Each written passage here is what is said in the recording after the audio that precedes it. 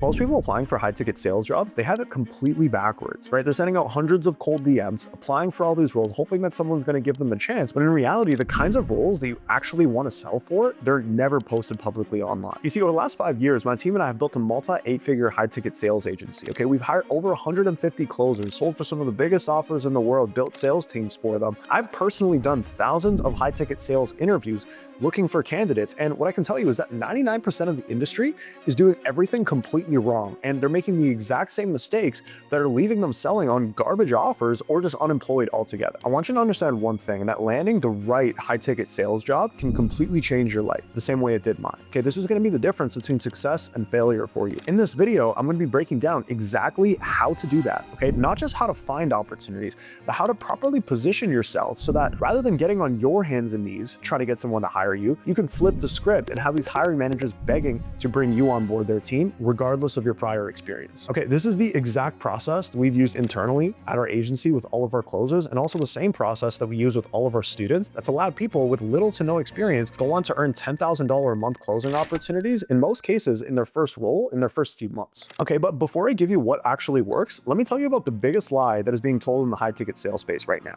Okay, when you go online and you search, how do you find high-ticket sales jobs? What you see is dozens and dozens of videos giving you cold DM outreach scripts and words that you can copy and paste and send to people and they're going to give you jobs. Or how do you join specific Facebook groups or school communities to find the secret job postings that are actually going to give you the opportunities that you're looking for, right? And make sure to DM the person who made the post so that you can quote unquote stand out, right? All of this is nonsense and maybe worked a few years back. Especially now, you need to understand the industry is very competitive. When I say competitive, it's not competitive for the people who know how to play the game, right? What you need to understand is that this industry is filled with so many people right now who just have no idea what they're doing. A lot of young people who are very inexperienced, who are very immature, who just expect to be able to stumble into an amazing opportunity. Let me give you a little bit of context right now. And the reason why I got into high ticket sales was because I wanted to be able to make 6 figures and I wanted to be able to eventually make multiple 6 figures, right? I wanted to be able to do that working from wherever I wanted to, okay? And I also wanted to be able to master the skill of sales over a period of time working with a team of killers, right? You're probably in a very similar boat. Now, what's the business that's going to give you that kind of sales opportunity, right?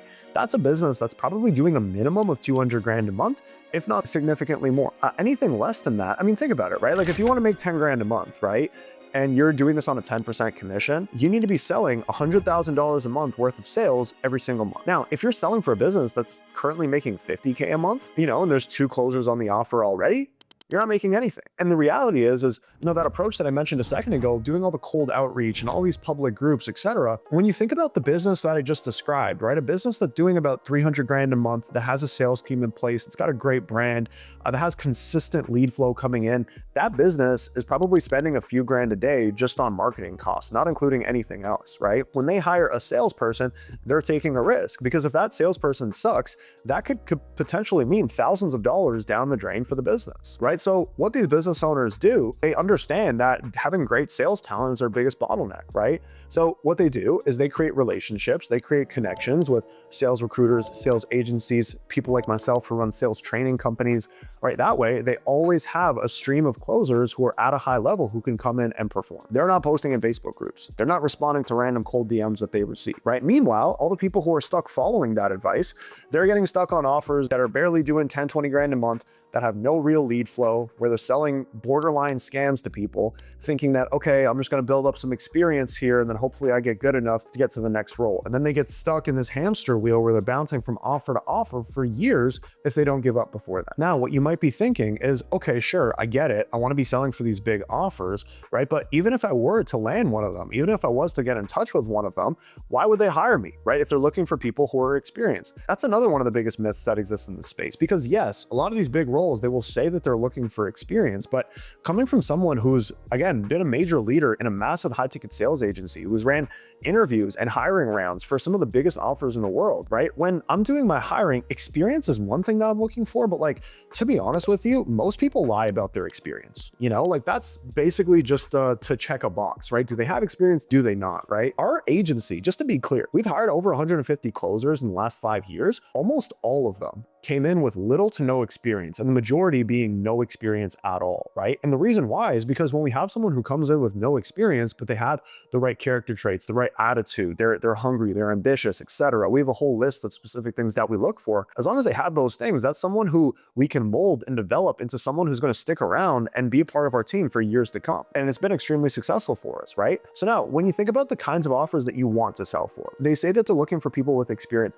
Well, the reason why they're saying that is because, again, they're taking a risk by hiring a closer. What they want to do is minimize that risk. They want someone who's going to come in and perform immediately for them. So the easiest way for them to make sure that you're going to perform immediately is by looking at your experience. And to be honest, like, it's kind of a lazy way to do it, but I mean, it's not ineffective, right? As someone coming in, maybe you have like a few months of appointment setting experience, maybe you have a year of appointment setting closing experience, maybe you have no experience whatsoever, right? How do you actually get your foot in the door? Now, the key is going to be two things. Number one is developing yourself into becoming the type of closer that's actually capable of landing these kinds of roles by developing the specific skill sets that you're going to need to perform immediately when you're on that role, right? And by the way, nobody does what I'm about to talk about in the rest of this video to develop those skills. And two, once you develop those skills too, how do you properly communicate that to a business owner so that they would even consider you for a role and get you in on an interview for you to then demonstrate those skills, right? Number one is becoming the kind of closer that's capable of landing those opportunities. Number two is getting good at communicating that so that you can actually land the role. Let me give you a little bit of context, okay? Just so you can, I can really drive this point home. Before I got into sales, I was 18 years old. I was up at Laurier University up in Ontario, Canada. I was studying some bullshit business program, right? Because at the time I had no idea what I wanted to do with my life and all my friends were going to university, right? And, you know, I mean, my whole life, I would see my parents go to their 9 to 5s. I used to go to their work sometimes and I would see what was going on there. And my whole life, I knew, I don't know what I'm going to do, but I'm not going to do this. I'm not going to live this life. Yet when I was in school, I was on that exact path, you know, and I understood very well that, you know, if I stayed on that path, it was going to be 20, 30 years of, you know, working this career, being paycheck to paycheck, saving $200 a month so that by the time I'm 60, I have $1 million in the bank, right? Which is going to be worthless basically by the time I am 60. Anyways, I understood that, right? So the whole time that I was in school, I'd just be skipping classes. I was working on a drop shipping business. I was working on a sneaker reselling business. None of them work. I would stay up until 4 a.m. just to be able to get a sneaker drop to hopefully make a $150 profit on one of these, right? Before I went to university, I'd spent probably like 4 or 5 months doing door-to-door sales with one of my buddies from school. He's actually on the basketball team with me. His name was Dylan. I was doing door-to-door sales with him. And I remember when I was doing it, the only reason why I did door-to-door sales in school was because I just didn't want to make minimum wage. You know, I used to be washing dishes before that for a pizza place. And, you know, I wanted to be able to make more. Money was always important to me. I always had that. I was always trying to chase the bag. And I was like, listen, some people are making like $200 working a few hours a day, knocking on doors. Like, fuck it, let's do it. You know, I would be out there, you know, in the heat. I'd be knocking on these doors and like, I would hope that people wouldn't open them. You know, like I would have a lot of anxiety. I was afraid of rejection. You know, it was just super uncomfortable for me. I was never like that super extroverted, outgoing person growing up. I was just money hungry, to be honest with you, right? I didn't do great with the door-to-door sales. I did pretty good. But anyways, right? We get to university. I finish up my first semester. I'm pissed off because nothing is working for me. I see that same guy that I did door-to-door with, Dylan. I see on a Snapchat story, he's handing somebody like $8,000 in cash in a Gucci pouch, right? In like a Gucci sunglasses case, right? Or like one of those little bags that they have, right? He's handing that on a Snapchat story. I'm 18 years old. I'm seeing Dylan, who's also 18, handing this to a guy who was also in my grade, right? I'm like, holy shit, like what are these guys doing? $8,000 in a single month? Like what the hell? I learn more about it, right? I find out what high ticket sales is. Like that wasn't even a term at the time. This is in 2019, you know? And I just become obsessed. Like you do the math, you understand what's possible. You see, okay, $3,000 to $5,000 packages, 10% commission. You're getting multiple opportunities to close them every single day.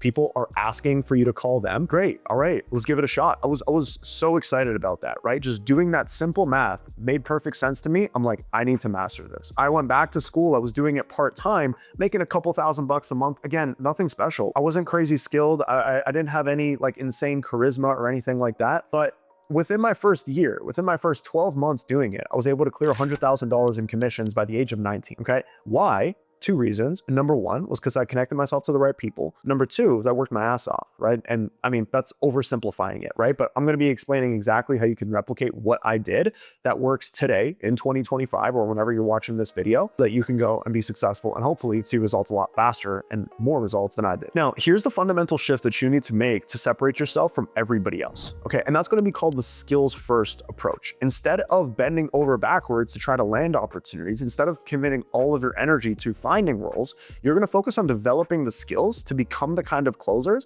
that these opportunities are begging to hire, that are actively searching for you to be able to land them easily. Something to keep in mind, right? Like even at our agency, like we have multi 7 and 8 figure accounts. Whenever we put a closer on one of these massive roles, right, we're always taking them through at the least 1 to 3 months of daily training, right? Where basically what we do is we will role play every possible sales scenario that they will see when they get on the phones. That way, when we get them on the phones, they've already made their mistakes through practice. They've gotten comfortable with those things and they can perform immediately. This was extremely effective for us within our agency. And this was also extremely effective within our sales training program, where we take complete beginners and within just literally a matter of months, we're able to help them, number one, develop the skills, number two, land on offers. And in a lot of cases, in less than 6 months, they're already clearing their first $10,000 months in commissions. If you want to learn more about what that looks like, link is down below. But anyways, what are the skill sets that you need to learn in that training period for you to actually position yourself for these roles? Okay, we're going to talk about how to find the roles in a second, but before we do, we need to talk about how do you develop the skills to actually prep for that opportunity. What you're going to do is you're going to set aside, like I said, at least a couple months to hone in on your skill set, to, prepare yourself for that opportunity so that when you start, you hit the ground running immediately and experience isn't even a question. There are 3 core skill sets that you need to be able to develop. We're going to get into those in a second. First off, I want you to understand what most people do and why that doesn't work. Okay. What most people do is they will find some kind of sales framework online, which is in reality just a sales script, right? And they'll get this PDF of, a series of questions that are listed out in a specific order. And then they will just recite those questions over and over and over again, right? If they even do any role play in the first place, because a lot of people don't even do that. This is most people's sales approach. And a lot of current closers, this is what they're doing. And it's why they underperform, right? Is because they just expect to be able to go through the same process with every single prospect and just close deals. That might have worked a few years ago, but it definitely doesn't work right now. You need to understand where we're at in the market, right? Everybody is being sold to constantly. Everybody sees the high ticket closer clips online. Everybody knows that, hey, when I book a call, I'm going to be sold to because they've already been sold to in the past, right? So the first skill that you need to be able to develop is you need to be able to operate through an entire sales conversation with 100% authenticity. Okay. And not only authenticity, but also with the right intentions. People have a sixth sense for when someone is bullshitting them or for when someone is being fake or not authentic, right? It's very easy to tell. And you probably know exactly what I'm talking about, right? You can tell when someone has like some ulterior motive and it makes you kind of uneasy and it makes you distrust that person. If you're not consciously noticing that, you're definitely subconsciously noticing that, right? And that's a big reason why deals don't close. Like it's not, a lot of people kind of overthink like, objection handling and certain things. A lot of the times, like you're just giving your prospect a weird vibe. And the reason why is because you're just not being authentic on your calls, right? The way that you want to think about it is the version of you that's on a sales call versus the version of you that's that's hanging out with your best friends. In reality, those two people should be the same person, right? They shouldn't be different. And that comes from the right kind of practice. Okay. And that comes from a decent amount of practice as well, right? When you go through the process enough times where you forget about a script, you forget about asking your next question, but you can simply be present with a prospect. You can listen to what they're saying. You can slightly fine tune and adjust your approach throughout the sales conversation where you can still hit the goals that you're trying to hit, but you can do that under just a very natural conversational flow. That's going to be skill set number 1. Skill set number 2 is going to be your ability to dig deep on pain, right? I was listening to a closer's call recently. This guy reached out to me. He's already selling on an offer. This is a real estate offer. He hit me up. He was looking for some coaching. The first thing that I did with him on week 1, I told him, listen, send me a call recording. Let's see what's going on. I'll give you some feedback. This guy's making like $8,000 a month, right? Like he's already doing decent. He was trying to get to the next level. And I listened to his call recording and like, honestly, I was shocked that it was as bad as it was. What happened on the call, if I remember correctly, it was an older individual. The guy was in his 50s and he was thinking about an early retirement, right? He had this goal of an early retirement for his entire life, but he wasn't on track to getting there. In fact, he was on track to retire late, right? Because he made some like mistakes with his finances, X, Y, and Z, right? He's trying to get into this real estate program to solve that. He's talking about like his pains and his motivations, and it's exactly what I just described. Like the closer was just asking him questions that he thought were good questions, right? That, he heard somewhere or he had in his script or whatever, right? And because he was thinking about his script, he wasn't actually listening to what was being said. So because of that, he wasn't able to dig deeper and really uncover some of the core motivation and the core pain, right? And what happens is like, let's say, for example, someone tells you, hey, yeah, like it would be nice to, make some more money. It would just be a little bit more comfortable, right? Let's say like that's their pain that they mentioned early on. Most closers are like, okay, cool, gotcha. So like you want to be able to make more money. You're currently not making enough right now. Is that right? Okay, great. And then they move forward, right?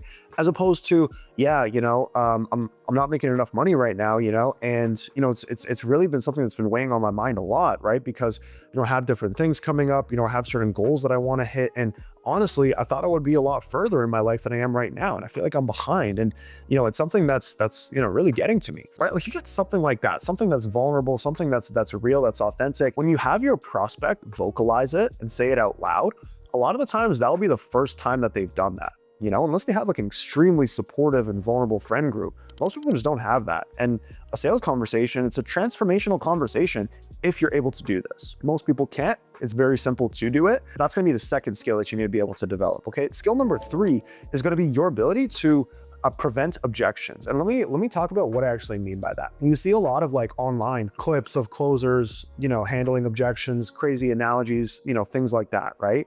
Which is awesome, right? I'm not saying it doesn't work, but the problem is a lot of people spend so much time trying to focus on that, right? When what's easier, right? Preventing the objection from coming up, talking about it before you're talking about price, or dealing with it after there's $10,000 on the line, right? It becomes significantly harder to do that after you've dropped the price. And if you know what you're doing through the sales conversation, you can find out exactly what the objection is going to be when there's absolutely zero pressure, making it significantly easier for you to handle it, prevent it completely, and close the deal, right? A lot of my best closers, they get almost no objections at all, versus people who are going to be newer get a lot more, right? How do you actually go about doing this? Fundamental thing that you need to understand is that what has held your prospect back in the past is going to continue to hold them back, right? So like, let me give you an example. If someone is working a steady 9 to 5, right? Let's say they're making 120 grand a year, and like they've had this idea of building a business for a long time, right? Maybe it's been 5 years that they've wanted to build a business. They've wanted to take the step, travel the world, enjoy their life, live a life of abundance, whatever, right?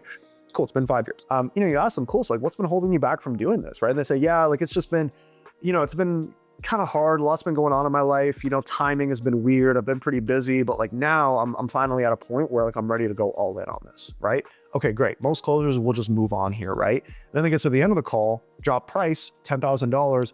I just want to think about it. Let me consider all of this. Let me do some research. I'll hit you back tomorrow. And then they never do. When in reality, what was this guy's challenge was that he was never able to find the right time to actually do it, right? What I train my closers on is, okay, well, first off, it was 5 years that he was thinking about doing this, right? I mean, what was stopping him from finding the time, right? It's not about making time, it's about finding it. It's about making it a priority, right? If you ask a question like that, well, it's been kind of hard, XYZ, blah, blah, blah. Hey, can I make an observation? I mean, it seems like to me, yeah, like you want to accomplish these goals, you want to build a business, all of that. But it's like, when we look at the 5 years, like we've literally made no progress. And it seems like there's always been some kind of circumstance that stopped you from getting started.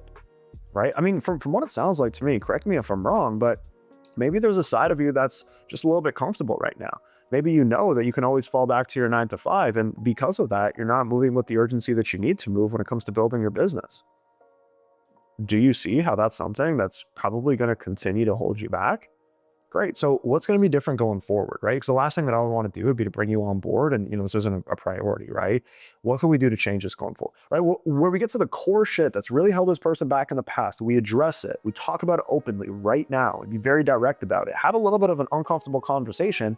Now, when we're in objection handling, at least that is dealt with, right? When it comes to logistics, other things, we can handle it. But that core limiting belief that's held this person back is dealt with. Because it's like, when you think about I want to think about it objection, really what it is in their mind, they're like, it's a lot of money. It is a risk. How do I know that I'm definitely going to make the money back? I mean, damn, like I got to be all in on this. I got to, put in all this work. I got to do X, Y, and Z to make the money back. And, then how do I even take it further from there? It's 10 G's right now. Payoff is going to happen a few months from now. Things aren't that bad where I'm currently at. I'm happy. Things are good. let me just sleep on it, right? They forget about it, and then all of a sudden they're not calling you back and ghosting you, right? That's exactly what happens, right? So those are the 3 skills that you want to be able to develop. Number 1, being totally natural and authentic with the right intentions through that sales process.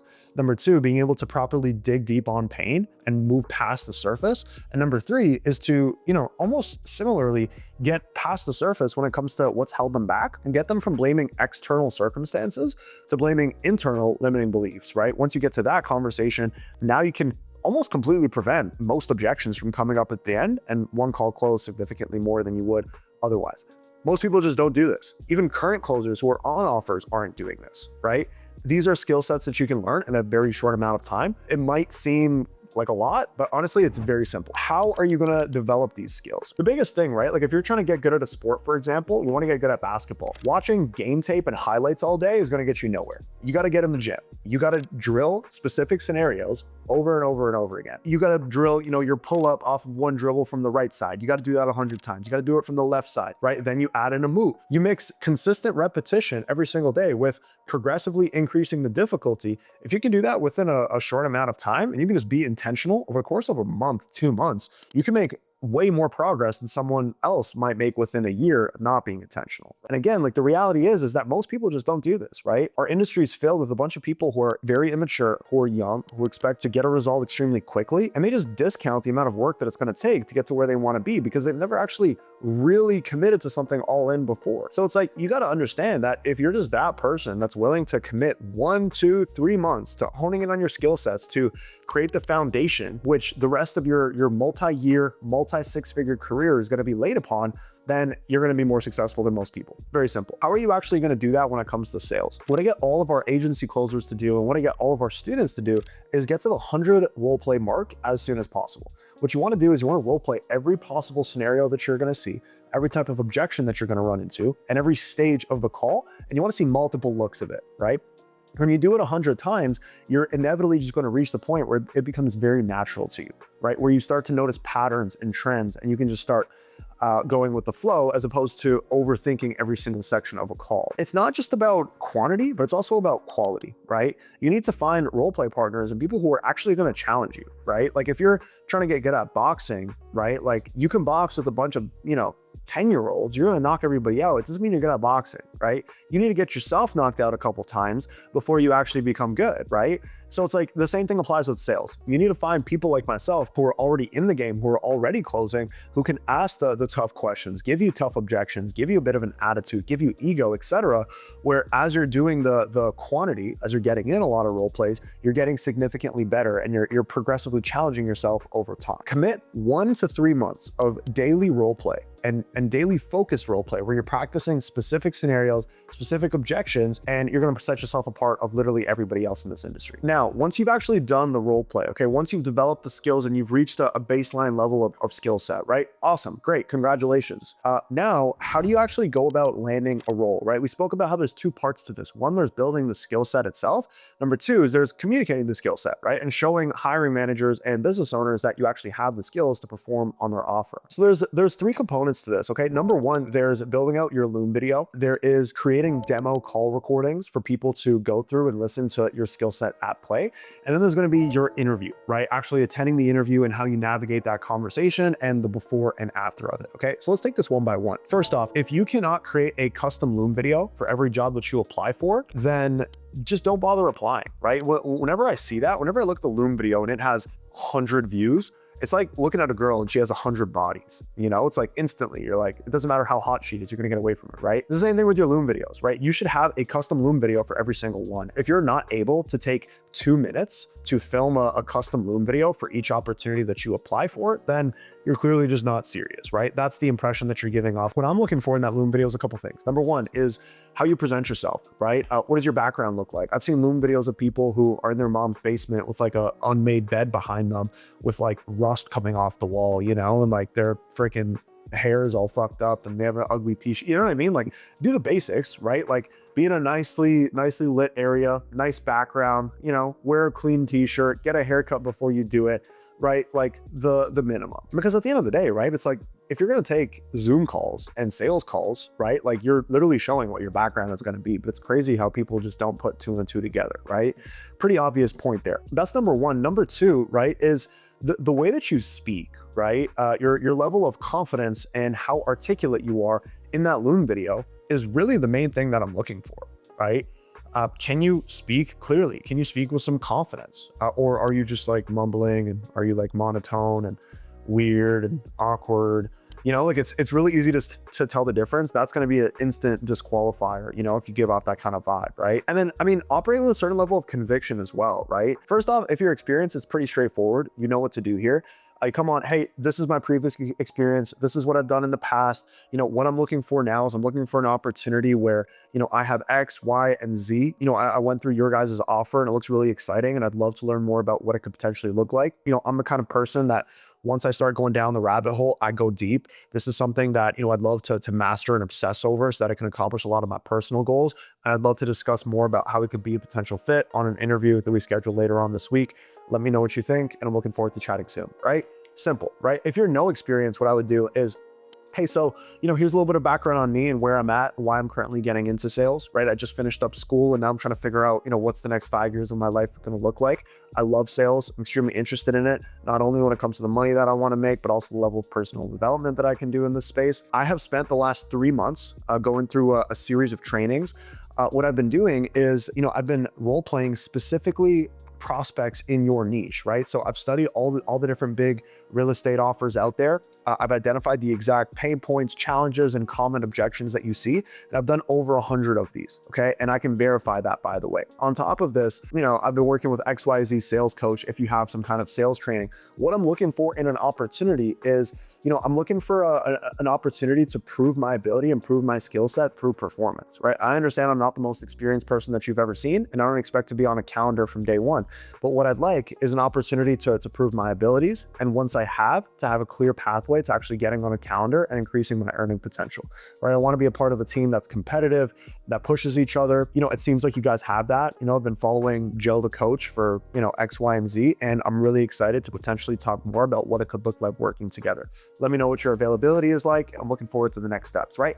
Something like this, where, you know, you're clearly articulating your previous experience and also too, like what you're looking for in a role, right? We're going to talk about a couple other things in the interview phase, which kind of apply to everything in this phase. But one of those things is that you know what you're looking for, right? And you have certain criteria in the offer that you're actually going to take, right? Because if you're willing to just sell for anybody, then why would anybody want you to sell for them? You're clearly not experienced, or you clearly don't have the ability to ask for more. And that's why you're willing to settle for anything, right? Anyways, that's going to be your Loom video.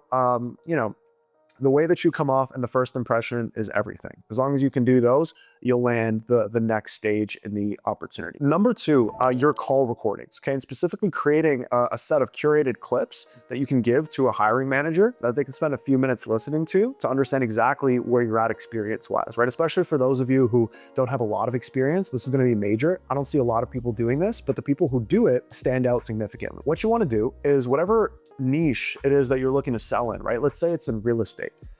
I would encourage you to go to the top 3 real estate offers that exist in your industry, copy and paste all of their funnels, right? Go to the link in their bio, find their funnel, copy and paste all of it, load it into ChatGPT.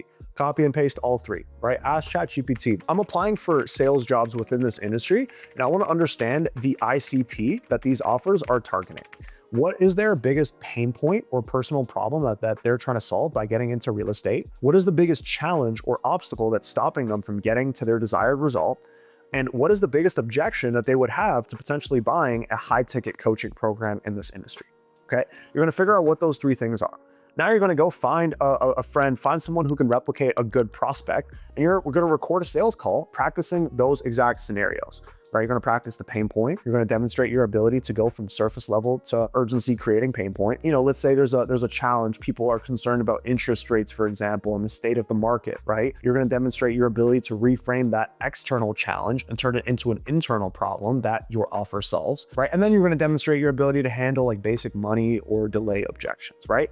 You're going to create 3 clips that are 2 to 5 minutes long. You don't need a full sales call for this, right? And you're going to include this in your application. You're going to include this in a Google Drive live link for the hiring manager to go over, right? Honestly, whenever I see somebody doing this, I'm more interested in going through that than I am the Loom itself, right? And if someone doesn't have experience, I'm 100% going to look at this because this actually demonstrates what their experience is, and it's going to save a lot of time, right? I don't expect, by the way, like those clips don't need to be perfect, but even just having those clips on their own just shows a level of intention that very few people actually have. And if you do a decent job in the clips, you are 100% going to land yourself at least a conversation with the hiring manager and an opportunity to demonstrate your abilities a little bit further. Now that we've talked about your call recordings and your Loom, okay, how do you actually go about finding these roles, right? How do you find these opportunities for you to send all of this stuff in to potentially land the interview? What most people do is they will go on Instagram, they will look up fitness coach, right? They look through 100 different names, they put in their usernames into a Google Sheet, and then they'll sit there for hours every single day just DMing every single coach that they see. The reality is, right, the kinds of offers that you want to sell for, these are big business owners, they're making a bunch of money, they're not sitting there in their DMs responding to strangers, right? Chances are 99% of your DMs are going to go unanswered, even unopened, right? And any that do get opened, it's going to be by the appointment setter who's sitting there in the DMs, who's looking for leads. You think the DM setter, whose job it is that you're trying to literally take, is going to send your job application to the business owner? Of course not, because you're talking to the wrong people. This might have worked a few years ago. It doesn't work right now. What you want to be doing, specifically when it comes to outreach, is you want to do this strategically. You want to be reaching out to 3 types of people. You want to find sales agencies, people who build sales teams for all kinds of coaches in multiple different industries. You want to find recruiters, right? People who are literally paid to, find talented salespeople and place them with companies. And you want to find sales managers, right? People who actually manage the accounts of these different offers, right? The reason why is because number one, all of them read every single DM that comes in. And number two, and more importantly, all 3 of those kinds of people are always hiring salespeople. Always. I promise you this. There's never a point where someone is not going to hire A-player sales talent. It is the most in-demand thing that all these businesses need right now. When you find these people, and by the way, like I'm not going to give you a list of names of exact people. I save that for my private clients. But as long as you're in the industry, right? As long as you're on high ticket sales Twitter, you're on the YouTube videos, you're on Instagram, you're following different accounts, you're looking at recommended accounts, you're seeing who's in the comments, as long as you're somewhat active in the space and you're keeping your finger on the pulse, it's very clear who these people are. Follow them, right? Respond to their stories, comment on their stuff, like their pictures, DM them with what I just explained, right? Loom video, Google Drive link, right? Put together a basic message. Hey, I noticed you're hiring closers. I noticed you're managing XYZ account. I noticed you're a recruiter. I just wanted to shoot you over my Loom, as well as a couple sample call recordings that you can listen to. Let me know if you're hiring for any roles. I'd love to learn more about them. You can send out like 3 to 5 DMs and you'll land your dream role just by, number one, curating who you're actually reaching out to, and number two, by setting up your application intentionally. Okay, great. So you've set up your application properly. You've reached out to the right people. Now you've landed yourself an interview. How do you actually operate on that interview to land the job? First things first, before the interview, do some research. Again, no one's doing this, right? You'll notice there's a common theme in this video, right? Is that a majority of people do the bare minimum. You do a little bit more, you'll be able to land opportunities, good things will happen to you, right? Pre-interview, just do some research on the offer, right? Go figure out what their funnel is, click the link that's in their bio, and go look through the client process. What is the journey that a customer goes through to get in touch with a salesperson? Read the headline, watch the VSL, understand, what kinds of pains and challenges this offer is actually speaking to, right? If you really want to kick it up a notch, opt in, right? Put your name, email, and phone number in there. See if you can get in touch with a salesperson. I wouldn't book a call, because that would piss me off if you booked a call with an offer that I managed and wasted one of my salespeople's time. I wouldn't do that, but I would opt in. Put your name, email, number in there. See if someone reaches out to you. I'll tell you this, a lot of offers, they will get opt-ins come in and they do almost no outbound. They don't have anybody dialing them. Maybe there's an automated text that goes out. Maybe there will be a text from a human, right? But there's not a lot happening there, right? And let's say, nothing happens and it's just an automated thing. That would be, number one, you learn more about the offer and what the sales process is like. 2, it's an opportunity for you to, potentially offer a way to bring in more money for the business owner, right? At the end of your call, you say, hey, listen, I actually checked out you guys' sales process and I noticed that I opted in and I didn't receive a call or a text or anything. Do you guys have someone dialing that right now? Okay, cool. And if I was to come onto the offer, if I have free time, would I be able to hit those leads? Something like that.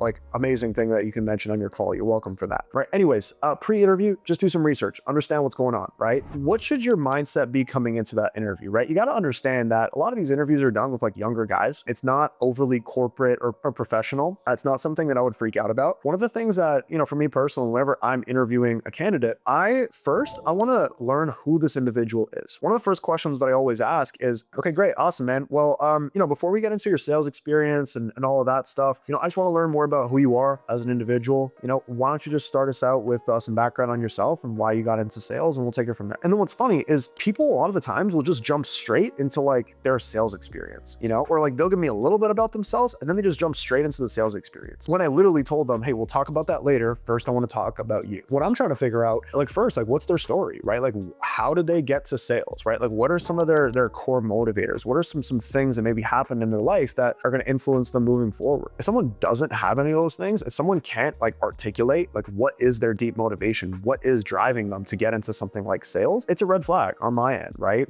That's number one. Number two is like I really want to get to know the individual, right? If I'm going to work with this person long term and they're going to be a part of my sales team, like I want to understand who you are, what you're all about. You know, you should come into that conversation. I mean, first of all, just like relax, like be yourself, be comfortable, enjoy the conversation. Again, you know, you're demonstrating your ability to navigate through a sales process, right? The way that you're acting and operating on your interview, the same with your entire interview process, is the same way you're going to operate as a salesperson within the company, right? So keep it chill, keep it laid back, be yourself, talk about yourself, be open about those things. All those things are very important. Something else that I look for whenever I'm interviewing candidates is I want to see that you know what you're looking for. I want to see that you have certain criteria and certain things that you want out of a role, because that tells me that, you know, this is important to you, right? A lot of the times when I ask people that question, yeah, you know, I'd like a good lead flow. I'd like to sell something that isn't a scam, and I'd like to, you know, be able to make good money. You know, thinking is basically that. And like the way I see it, like that's the bare minimum, you know, and I just don't see a lot of intention or enthusiasm there. How I would answer there is, hey, you know what I'm looking for is I'm looking to be a part of a culture of guys who push each other, you know, like to be honest with you, like I want to work with people who are better at sales than me, who I can learn from, you know, like I'm obsessed with the sales shit. So like if I just had an opportunity where, you know, I have tons of leads that I can talk to every day, where, you know, I can work directly with people who are better than me, where I can constantly improve my skills, I know the money's going to come in the future. I'm not worried about that at all.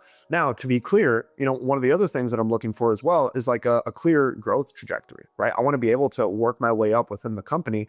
And one day I would like to be able to make X amount a year, right? I understand I'm not going to start there, right? But those are some of the main things that are important to me. Great, boom. It's an awesome response. You're specific. You know exactly what you're looking for, right? Guys, implement some of these things. As I'm saying all this out loud, like, yo, like if any of you watching this video, like actually just follows everything that I'm explaining right now, you guys are going to be so fucking successful. And you're going to make so much money so quickly. It's insane. That's that, right? You talk about yourself, you talk about your experience, you talk about what you're looking for. You're always going to jump into a role play. Now, when it comes to the role play, there's, I mean, two things here, right? Again, I want to keep this simple and straightforward for you guys. Number one is don't try to be perfect, right? Like don't psych yourself out. Perfection isn't required here on these role plays, right? Really what I'm looking for in a role play whenever I'm doing an interview is I'm just looking to see that this person can navigate through the conversation. I want to see how they flow. I want to see their level of confidence, how they think through situations. A lot of the times I like to throw a curveball at someone, you know, where like I'll show up to the call and I'll be like, hey man, what's going on? Yeah, listen, I bought something on the front end. I didn't receive it. How can I go about getting a refund? You know, I'll just throw that out there just because I want to see like how they react to a situation that they weren't expecting, you know? Perfection isn't required here, right? But you definitely do want to demonstrate what you've trained on, right? Something that happens over and over and over, especially with our private clients that we train is, you know, again, right? Like these guys have no prior sales experience, right? Like we have so many case studies of people who came in with no prior sales experience. They trained hard for a couple months. We get them to connect with an interview with a big role and they're applying alongside a bunch of other people who have all this experience. And then they get into the role play section and they do what I explained earlier on in this video, the digging deeper on pain or the challenge-based stuff, or, you know, just the way that they navigate the call overall. And then I constantly get messages where like, yo, I did this on the call. Like the hiring manager was tripping. Well, you know, they asked me, are you sure you didn't have experience? Like things like that, right? Like when you do your role play, if you've done the training correctly, you're going to stand out in that moment. Doesn't need to be perfect, but as long as you show that you're solid and you've put in the practice and you're comfortable in that moment, very high likelihood that you get the role. When it comes to role plays, one other thing that I do on my interviews is I'll go through a role play, right? And then I'll give the candidate a piece of feedback. I'll say, hey, I think you could have done this section a little bit differently, right? I want you to focus more on like digging deep on the pain there. And the way that I want you to go about it is by doing this. Does that make sense? Great. Do you have any questions about that? Okay, awesome. Let's do that again.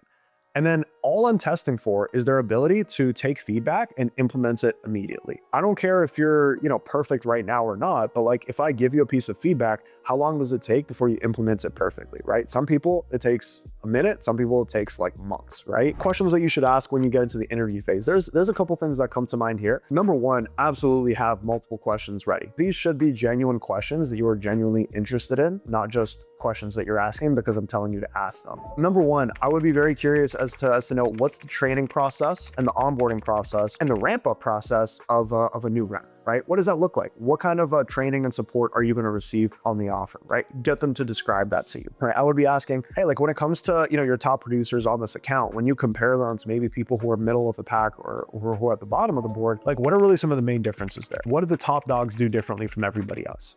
Right? Okay, gotcha. Interesting, right? It shows that you want to be one of the top dogs, right? That question that I gave you earlier, that's honestly a banger. I just came up with that on the spot. If you notice they're not calling or dialing certain leads, right? Bring that up. Even if they don't want you doing that, that's an amazing question to ask because it demonstrates what you're all about. I would also ask a little bit because you also want to vet the offer too, right? Just as much as they're vetting you, you need to vet them. Some questions that I would ask is what was revenue like the last few months, right? Monthly cash collected, what came in, and then how many closers are actually on the team. If it's 50 grand a month every month for the last 3 months and there's 2 closers on the offer, you could safely assume that the closers are making an average of $2,500 a month. Not very good. And like, do you guys have a plan to like scale this offer, or like how do you see yourselves doing over the next 3 to 6 months, right? It's probably would be my follow-up question there. Someone has an offer that's doing a $250,000 a month and they have 4 closers, right? Pretty solid. How many guys do they have on the outbound team? If you're applying for an outbound role, right, maybe more of like a setter, maybe a hybrid, maybe a triage type of a role, what metrics do you need to hit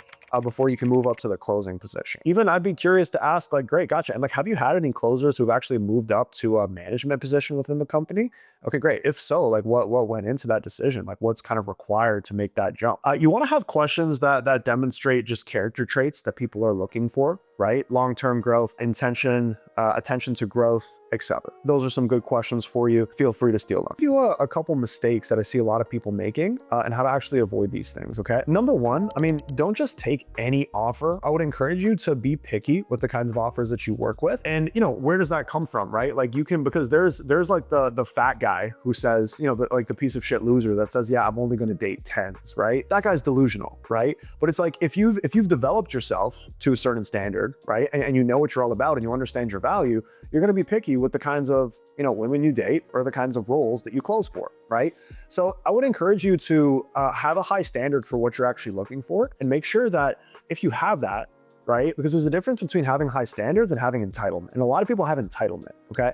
You wanna make sure that your skill set and your training and your development aligns with, what you're actually looking for from an offer. Now, with that said, I think there's also something to say about being willing to, close on a role and, even to manage some of the slower times, right? Something that you need to be prepared for in this industry is there are ups and downs, right? Like there's gonna be months where things are really hot within your offer, and there's gonna be months when things get slow, right? And like I said, I've been in this game now for 5 years. Personally, I've sold on 13 different accounts, I believe, 13 or 14. There's tons of high highs and low lows, right? It's part of the game, right? Things happen with offers. It's never just like this, right? A character trait that is, you don't see a lot in this industry is loyalty, right? And I think when it goes to finding roles, right, there's one component to it is looking at the money and the earning potential and all of those things. But another thing to look at is who are the people that you're actually working with, right? Like, are they people that you genuinely align yourself with? Like, are they people that you like and that you want to learn from? Do they have strong value? If that's the case, then even if you run into a slow patch with those people, I would encourage you to ride out those slow patches, right? Something that has served me, that allowed me to go from, being a closer to being a leader in a massive sales organization